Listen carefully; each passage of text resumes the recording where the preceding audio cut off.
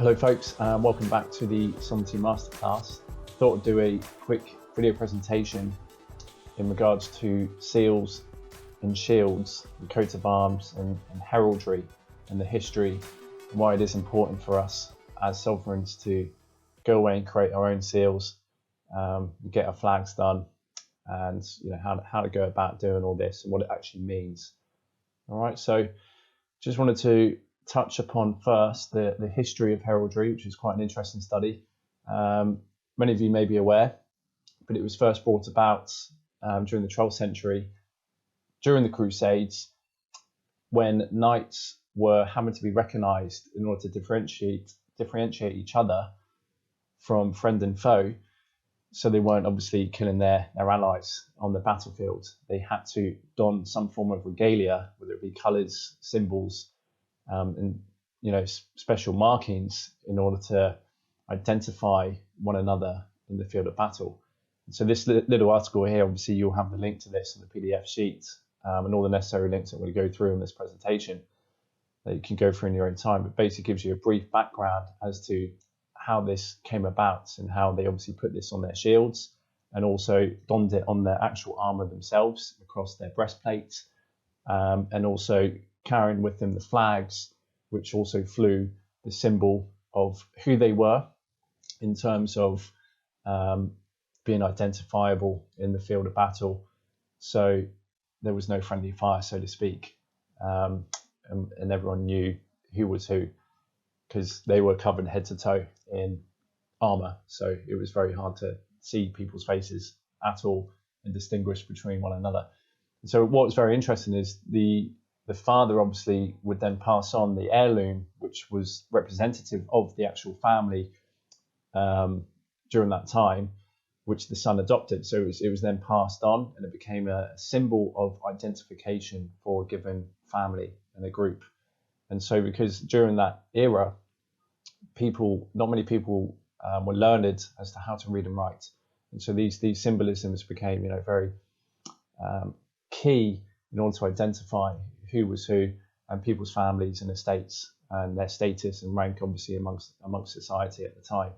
And obviously as the Crusades finished, the wars kind of finished, the battles ended, this was adopted through jousting, which was a sporting event, and also then it was kind of taken over and back into the property and possessions of that given family to identify the possession and ownership of certain things, which is very interesting, which has a lot of value. And I'll just read this last paragraph here, when it goes on to explain about how it's then transformed into modern day society and how it isn't just a symbol of bearing arms when going to war, and it's kind of the sign of the warrior, so to speak. It's also now a mark of identification for claiming ownership of and representing a symbol as to who you are, basically, which is very important in today's world, given that we know exactly what's going on. So just read this out. Yet arms are not exclusive to the fighting man. Most universities and colleges have their individual coat of arms or symbolic arrangement which heralds the school and its principles. Clubs, corporations, churches and fraternities employ the equivalent of a coat of arms in some form. The car you drive more than likely displays the company's coat of arms proudly. Trademarks and symbols on packages, signs, on stores, advertisements, in magazines employ forms of heraldic devices to distinguish the products and elevate the prestige of the company in the eye of the consumer. And this goes into the power of logos. And we all know logos comes from logos, which is the word, which in the beginning, was the word. And then the word was made flesh. God said, let there be light. And so it's all sound. And so what a symbol actually represents in the two-dimensional world is a 3D or even 4D or higher D representation of sonic geometry, which is cymatics, which is frequency. And so these symbols and logos actually carry with them a lot of power when a lot of people are using them, especially. And if you think about fashion, for example, the fashion industry, huge to identify and differentiate certain brands is through the logos. And we all know that, in sports, in clubs, all the regalia, and often in fashion, where they position these logos is normally over the heart.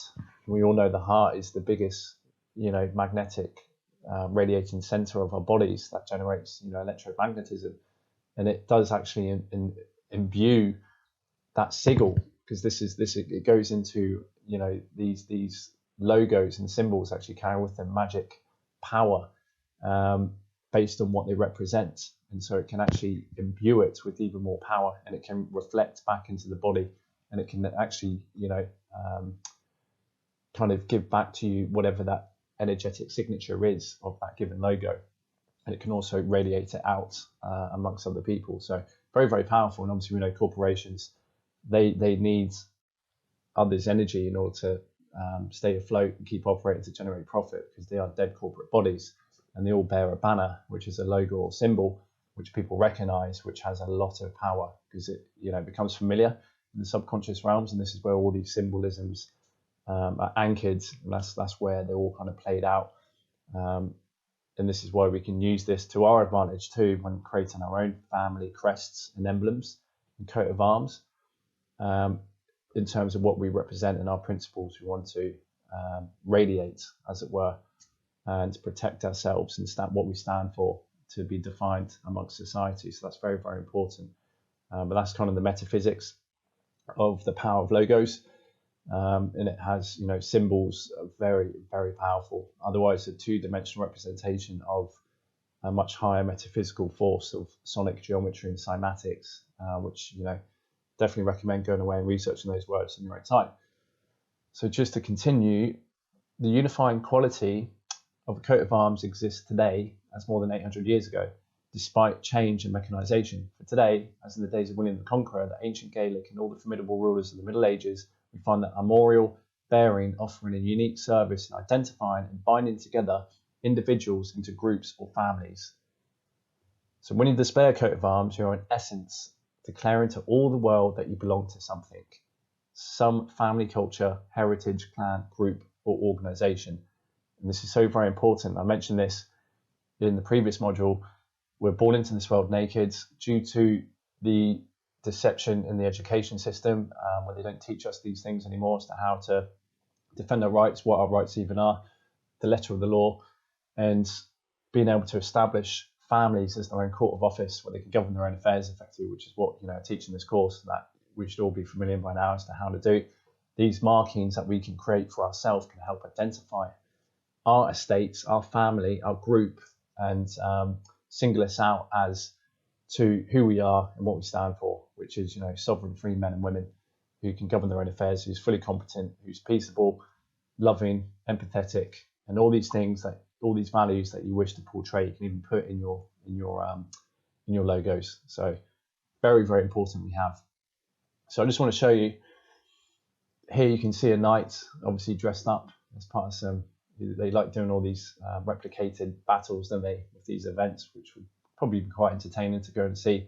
But this is where it first kind of was born in order to identify people in the battlefield. And so all these men, for their families and who they represented, they donned their coat of arms in order to differentiate each other. It's very colourful. Imagine it would have been very colourful on the battlefield, and all these different symbols to identify who's who, which is quite interesting. And you can see the shields. They put it on the shields.